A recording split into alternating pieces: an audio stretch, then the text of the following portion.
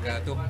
Yang saya kasihi yang Tun Dr Mahathir Mohamad, pengurusi gerakan tanah air, rakan-rakan media bersama pada begini. Alhamdulillah kita telah pun berjaya menganjurkan program Himpunan Nasional oleh Parti Berjasa, dihadiri oleh hampir 2,000 pimpinan tanah air, yang mana kita panggil juga di kalangan parti yang terpimpin dan juga NGO-NGO dan juga individu-individu yang aktif bergerak di tanah air kita. Dalam Himpunan Nasional seperti tadi saya telah pun menyebut tentang 6 teras untuk kita menjadi sebuah negara maju, negara yang berdaulat, negara yang bermaruah. Mudah-mudahan dengan kita bersama-sama Parti Berjasa dalam gerakan tanah air ini akan mampu untuk kita merealisasikan harapan kita untuk menjadi sebuah negara yang dihormati dan bermaruah, bukan negara yang ditertawakan oleh dunia seperti hari ini.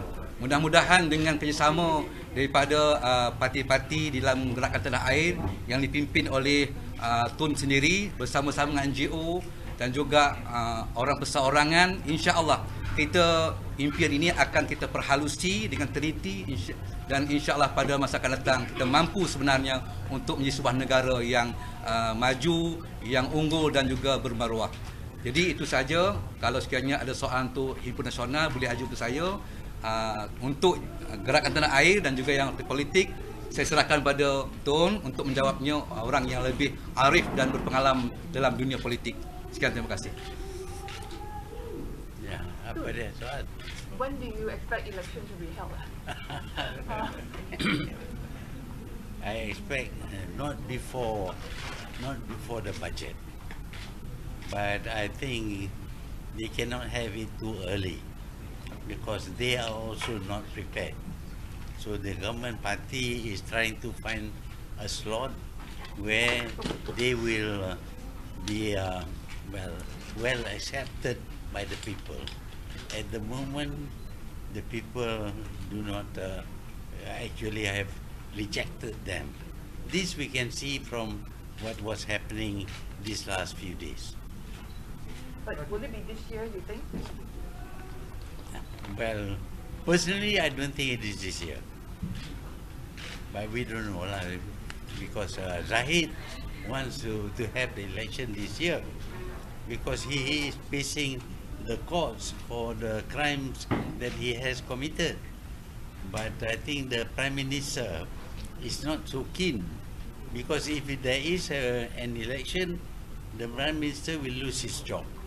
And even if they win, which I hope they will not win, even if they win, the Prime Minister will never be the Prime Minister again. So he's enjoying becoming the Prime Minister. He wants to stay as long as possible.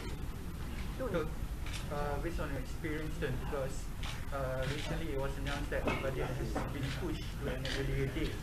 So speculations are real that, you know, the DE is going to be announced, called anytime soon.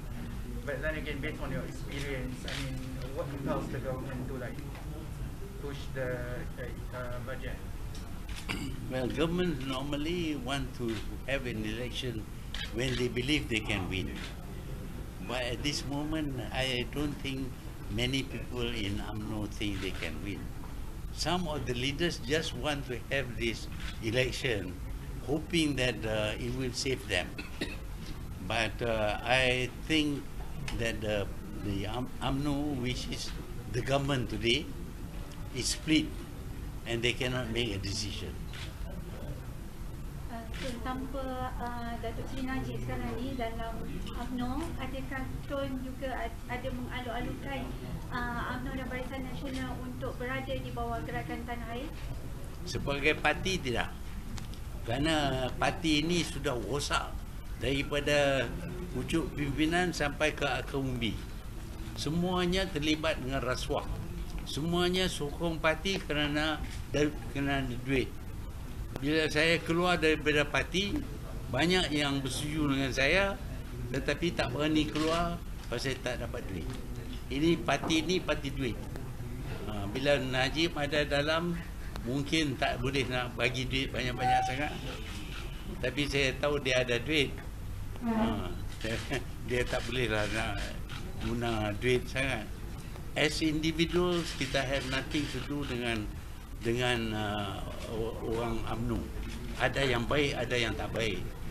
Tetapi sebagai parti, no way lah. Tun, sekarang ni Barisan Nasional sedang menggesa Perdana Menteri untuk segera melakukan PRU. Jadi apa pandangan Tun? Untuk Melakukan PRU dengan segera. Kiranya tidak, mereka akan memberi sokongan kepada Ismail Sabri. Jadi apa komen Tun? Saya fikir mereka berpecah lah ni. Tak ada satu pendapat. Tiap-tiap ahli mempunyai pandangannya tersendiri. Pemimpin mereka pun tidak bersatu. Jadi mereka dalam keadaan tidak yakin lagi kepada perjuangan mereka. Kerana mereka sudah menyeleweng. Kalau mereka pegang kepada perjuangan asal UMNO, rakyat akan sokong mereka. Tetapi seperti kata Najib, cash is king. Jadi dia berjuang untuk cash, bukan untuk, katanya king tu rakyat. Tu gila. Kapan king rakyat apa dia? Takkan kita nak jumpa dengan rakyat, dia kata duli yang maha mulia rakyat. Gila lah. Tapi lah ni dia orang berpecah dan sukar bagi mereka untuk mengadakan kata sepakat. Hari ini mereka akan cuba tarik sokongan daripada semua ahli UMNO. Tapi saya yakin tak semua yang akan hadir pada hari ini pun. Ada penyertaan tak daripada mereka yang mungkin ke bawah-bawah parti-parti gabungan gerakan tanah air ketika ni? Berapa ramai semua penyertaan ketika? Tak ramai lah. Masing-masing takut nak bercakap. Tun, what's your advice for the Prime Minister? Do you think he should be pushed and pressured to call for early election because the party wanting he's a party man? Well, we have prime ministers and prime ministers. Some are crooks, some are good prime ministers.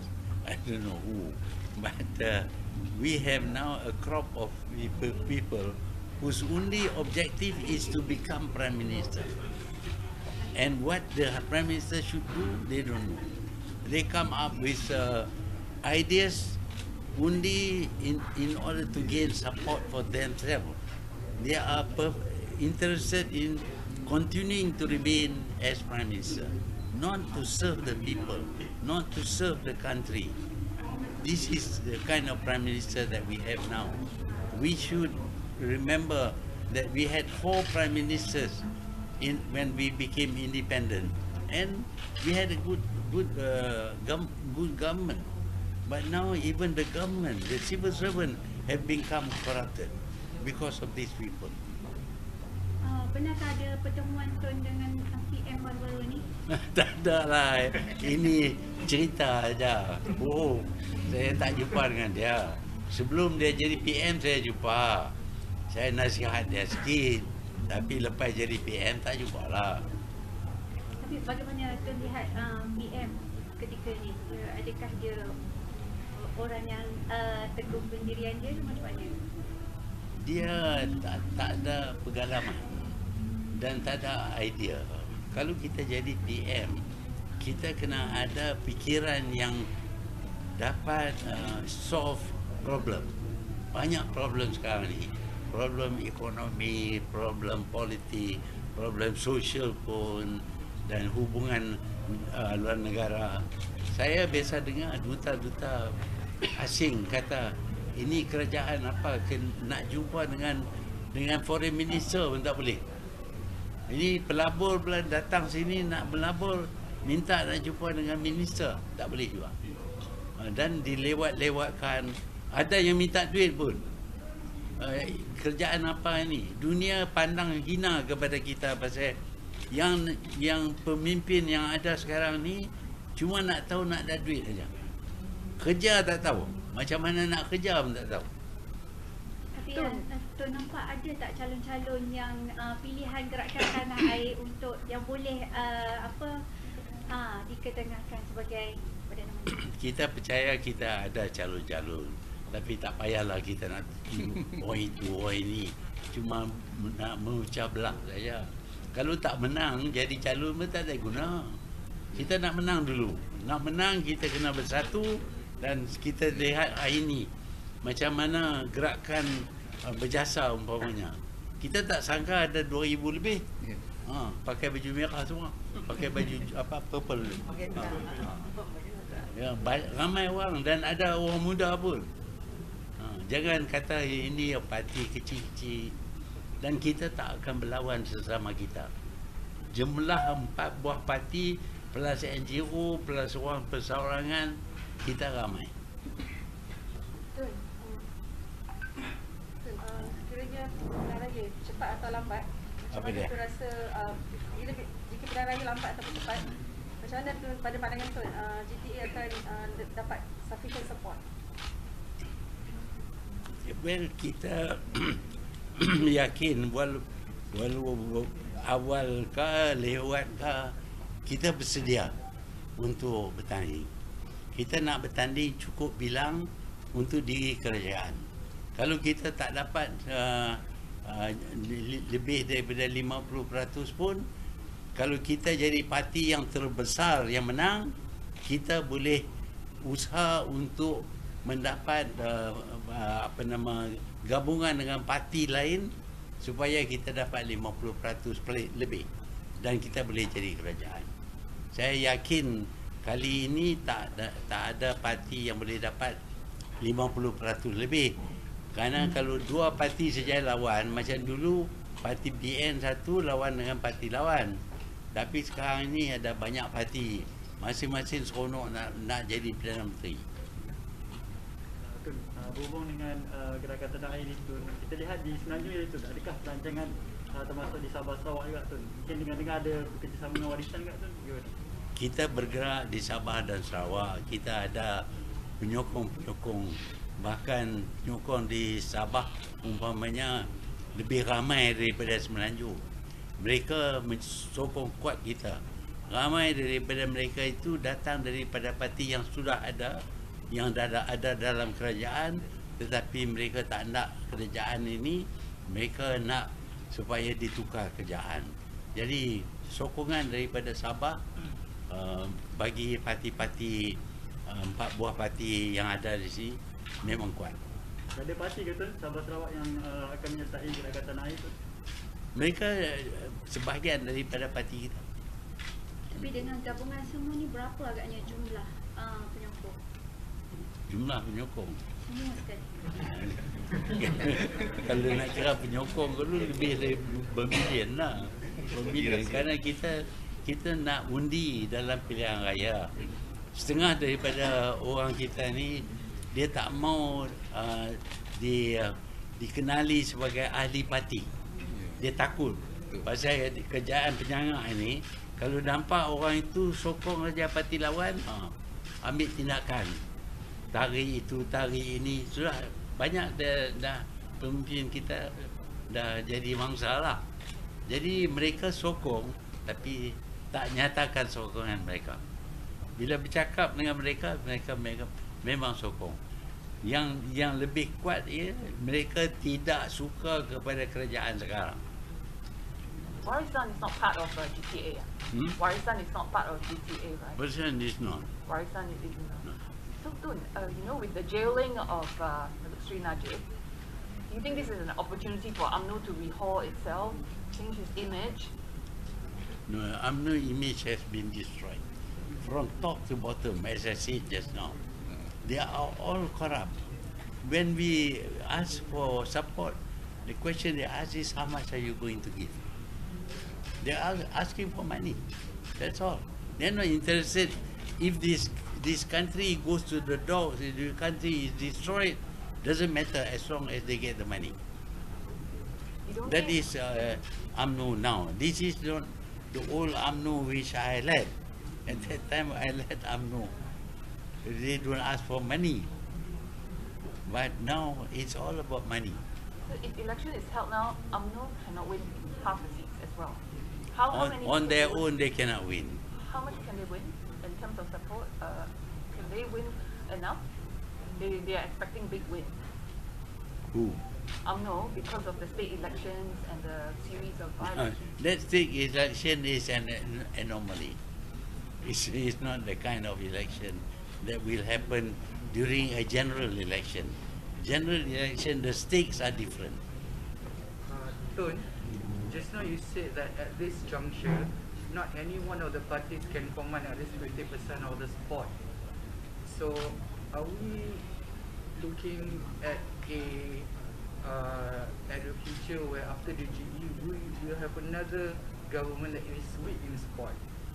Because, as you said earlier, because none of the parties are commanding like 50% support or whatsoever at this moment. No, we are not one party. We are not a party. We are a movement. Gerakan, a movement. You see what happened in the Philippines when the people rose against the government. Even Marcos was overthrown. Now the people are with us. They want to come together to overthrow this government. The main objective is overthrow this crook government.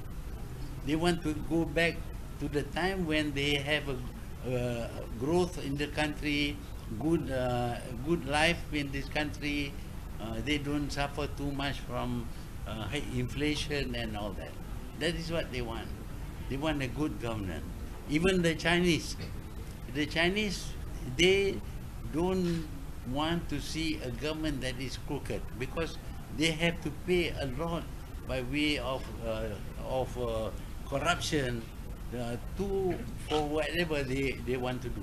The Chinese are interested in good business, and good governance will give them good business, even though it is a Malay-dominated government.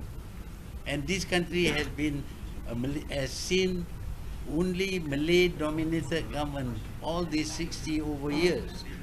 But the Chinese and the Indians did not suffer. Other countries, they suffer. Other countries, they are thrown out. I know, for example, in Myanmar, when they became independent, all the Indians who controlled the economy, they were thrown out of the country. But we don't. They prospered. You can see figures. They prospered very much despite having a Malay-dominated government, which is correct, which is good. But of course, you have a crook government, whether Malay, Chinese, or Indian is bad. Tun, just to build on that, is it possible that we would see a unity government or like new alliances being formed, since you said that possibly no one has a majority? But I figure out that no party will win enough seats to form a government by its own. No group or party. So that the party, the strongest party, will have to work with another party. Now, according to this law, anti-hopping law, individuals cannot hop. But if the whole party decides to join with another party, that is possible. So when the results come in and we find that no one has got more than 50, then there is a need for parties to come together. And then at that time, we'll decide what to do. Does it including the possibility to form an alliance with Pakatan Harapan, given that there's no you think that there won't be a single party or alliance able to win half of the seats? Well, we are not thinking about party. We are thinking about people. So this is a gathering of people. We don't align with ourselves with parties which have their own objectives. You see, their objectives are not the same as our objective. So we cannot be aligned with the present parties or the present coalition. Betul. Apa ni nak minta jawab tersada-susah sebab ramai yang kata Badan Kehakiman tu adalah lantikan ketika PH dulu. Jadi dia katanya berat sebelah untuk ketika pembelaan Datuk Seri Najib. Jadi benar ke tak? Pembelaan Datuk Seri Najib ada berat sebelah. Disebabkan barisan kehakiman daripada lantikan PH. Because you appointed the CJ. Yes, I appointed because I was Prime Minister. I have no choice. this is the name they put forward, I just approve. I never change. You see, but to say that I have influence over the court, there were three courts: the High Court, the Appeal Court, the Federal Court. There were 9 judges, all having the same opinion. It has taken them 4 years. Not in the history of Malaysia, there's never been a case like this. 4 years. Even in Anwar's case, it was 9 months. But this one is 4 years. And he was given every chance to defend himself. But what did he do? All he did was, oh, we have to recuse this one. We have to recuse that one. That's all. It's unfair. What unfair? His word against evidence in documents. Documents should. For example, he said that they have this joint venture with Petro Saudi. Where is the document? Where is the money? He said the money comes from the Saudi kings. Show us evidence. But we have evidence in the court, not we. The court had evidence of checkbooks, written documents and all that. All these are there in the court. You deny that. You've proved that those documents are wrong. He didn't. All he wants to say, oh, it's unfair, I didn't have fair treatment. 4 years, 9 judges, 3 courts, everybody is there. Not one of the judges have a different opinion. But why do you think he's likely to get a pardon as a 50-50 chance? Well, that is not my power to determine. I said 50-50 lah. But you know, in this country, the law is not often respected. Even crooks also can be well treated. Betul. Dan soalan, jadi tu berkata tengok ucapan mengenai berjasa ni dipenuhi orang muda kan. Jadi adakah pembagian antara GTA dan tanah air untuk PRU 15 kursinya, adakah maksudnya Tun akan melihat berjasa ni kursinya akan untuk orang muda diberi kepada berjasa banyak atau bagaimana tu? Well, Berjasa akan kemukakan calon-calon mereka. Saya yakin mereka akan kemukakan nama-nama orang muda pun. Tapi taklah semua kan muda, ada yang tua pun. Kami pun macam tu juga.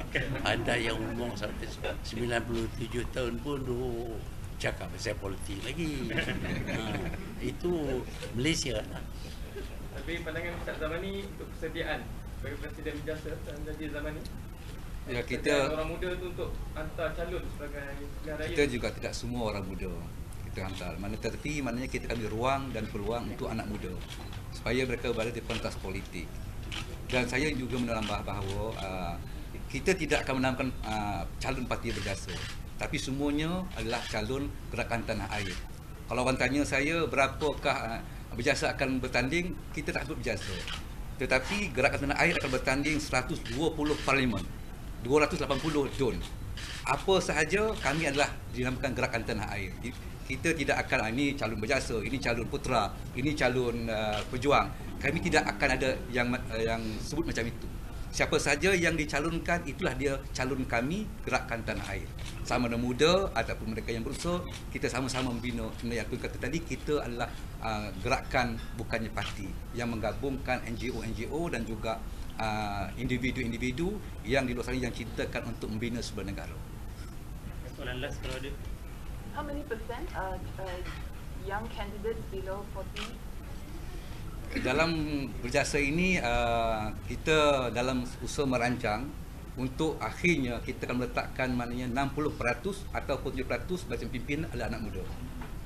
Namun orang yang lama juga tetap kita jadikan sebagai panduan untuk mereka rojokkan. Tetapi kita telah bersedia untuk meletakkan 60 ke 70% anak muda dalam barisan kepimpinan Berjasa. Okey, terima kasih kepada semua rakan media. Kita dah serahkan kenyataan media kalau tak dapat dekat meja. So kita nak jemput Setiausaha Agung untuk serahkan cenderati pada Yang Berbahagia Tun Dr Mahathir daripada Parti Berjasa. Apa daripada Berjasa?